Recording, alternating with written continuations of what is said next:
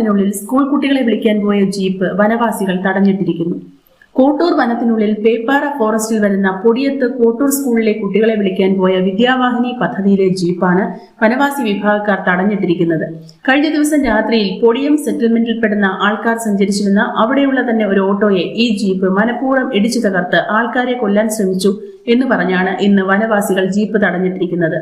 വിവരമറിഞ്ഞ് നെയ്യാർഡാം പോലീസ് എത്തിയെങ്കിലും ഉയർന്ന പോലീസ് ഉദ്യോഗസ്ഥരും വനപാലകരും സ്ഥലത്തെത്തി ഒരു തീരുമാനമുണ്ടാക്കണമെന്നാവശ്യപ്പെട്ട് വനവാസികൾ നിൽക്കുകയാണ് എന്നാണ് അറിയുന്നത്.